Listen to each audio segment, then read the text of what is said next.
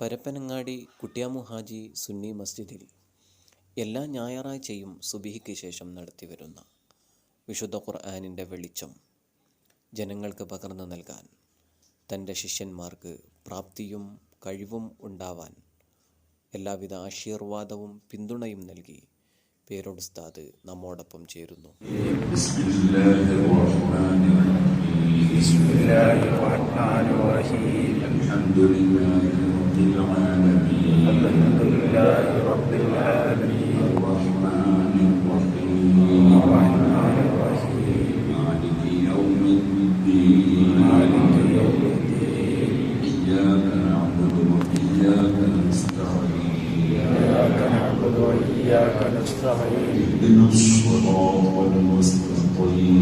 اهدنا الصراط المستقيم صراط الذين أنعمت عليهم غير المغضوب عليهم ولا الضالين